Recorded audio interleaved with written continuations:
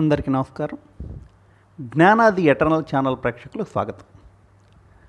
లక్ష్మీదేవిని ఆహ్వానించడానికి అందరూ చాలా బిజీగా ఉండుంటారు.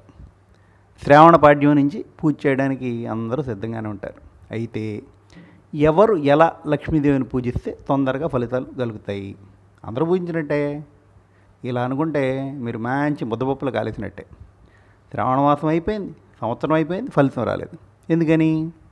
ఎందుకంటే మీరు మీ రాశికి, మీ జన్మతిథికి, మీ నక్షత్రానికి, మీ లగ్నానికి సరిపోయే విధంగా పూజించలేదన్నమాట.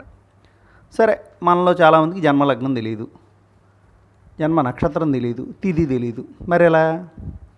నామ నక్షత్రానికి సరిపోయే విధంగా పూజ చేసుకుంటే పోలా ఇలా అనుకుంటాం. మళ్ళీ తప్పే. ఒకే పేరుతో ఉన్న వాళ్ళందరూ ఒకే రకమైన ఆర్థిక స్థితి లేరు, ఇది గమనించాలి. లక్ష్మీపతి అనే పేరు ఉన్న వాళ్ళకి ఆర్థిక స్థితి బాగుండదు. భిక్షపతి అనే ఆయనకు కోట్లు ఉండొచ్చు. పోనీ వాస్తు ప్రధానమా?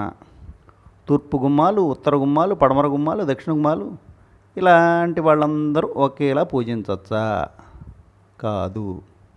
కనకదార స్తోత్రం ఎవరెవరు చదవాలి, శ్రీ సూక్తం ఎవరెవరు చదవాలి, లక్ష్మీ అష్టోత్తరం ఎవరెవరు చదవాలి, లక్ష్మీ గద్యం ఎవరెవరు చదవాలి, లక్ష్మీ సూక్తం ఎవరెవరు చదవాలి.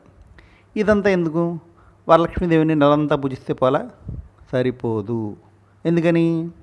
ఇలాంటి వాటన్నిటికీ సమాధానాలు, మీకు సరిపోయే సరైన స్తోత్రాలు, ఏ తిథిలో, ఏ నక్షత్రంలో, ఏ కోరుకున్న ఫలితాన్ని ఆశించి చేస్తున్నారో ఆ విధానం, అది ఎలా చేయాలో తెలుసుకోవడానికి జ్ఞాన ది ఎటర్నల్ ఛానల్ సబ్స్క్రైబ్ చేయండి.